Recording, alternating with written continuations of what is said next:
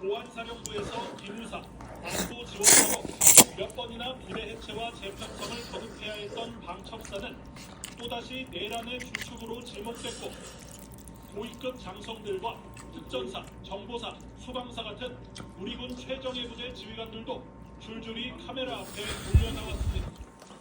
이들 중 대다수는 이 사태에 가담했거나 최소한 윤석열 대통령은 이런 우리 군 최정예 부대들이 압수수색을 당하게 만들었습니다. 앞으로 벌어질 지휘 공백 사태도 큰 문제지만 더 걱정인 건 장병들이 지휘관의 명령을 그대로 따라선 안 된다는 선례를 만들었다는 점입니다. 내란 지휘부는 북한의 위협이라는 거짓말로 특수부대원들을 국회에 밀어넣습니다. 아무것도 모른 채 지시를 받고 출동했을 뿐인 장병들에게 내란의 하수인이란 주홍글씨가 새겨지게 된 겁니다. 윤석열 대통령은 국민을 지킨다는 장병들의 자부심을 짓밟고 상관의 명에 목숨을 거는 이들의 충성심을 악용했습니다. 지금껏 수많은 국민들의 헌신과 희생으로 다져온 대한민국 국방의 토대가 불과 열흘 만에 처참히 무너지고 있습니다. MBC 뉴스 조이명입니다. 그러면서 문 대통령은 또 모든 걸 야당 탓으로 돌렸습니다. 국회를 비롯한 헌법기관들을 장악해 헌정을 유린하려 했던 시도조차 모두 야당 탓이라면서 지난 3일 계엄 선포 담화보다도 오히려 상태가 악화된 듯한 모습을 보였는데요. 마치 제2의 계엄 선포와도 같았던 오늘 담화를 통해 극우 세력의 결집을 노린 거라는 분석이 나오고 신수아 기자입니다. 윤석열 대통령은 29분간의 담화에서 야당이란 말을 16번이나 썼습니다. 국정이 마비된 것도, 경제가 나빠진 것도, 국가 안보와 사회 안전이 후퇴한 것도 모두 야당 탓이라고 했습니다. 이것이 국정 마비요, 국가 위기 상황이 아니면 무엇이라는 말입니까?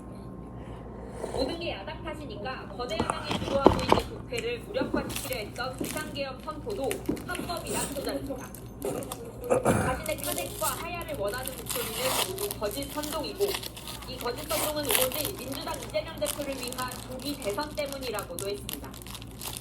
거대 야당 대표의 유죄 선고가 임박하자 대통령의 탄핵을 통해 이를 회피하고 조기 대선을 치르려는 것입니다. 국헌문란 행위 아닙니까? 윤 대통령은 선거관리위원회에 계엄군을 보낸 건 서버를 점검하려 했던 것이라면서 부정선거 의혹을 또다시 거론했습니다.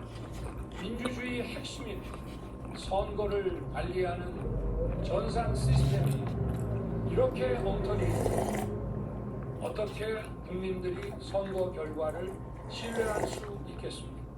내란 사태 우두머리인 자신을 반 이재명으로 포장하고 부정선거 이슈를 끄집어내 극우 세력의 결집을 유도하려는 걸로 보입니다. 윤 대통령의 이런 판단은 광화문에서 태극기 집회가 시작되고 용산 대통령실 앞에 화환 행렬이 이어지는 것과 무관하지 않습니다.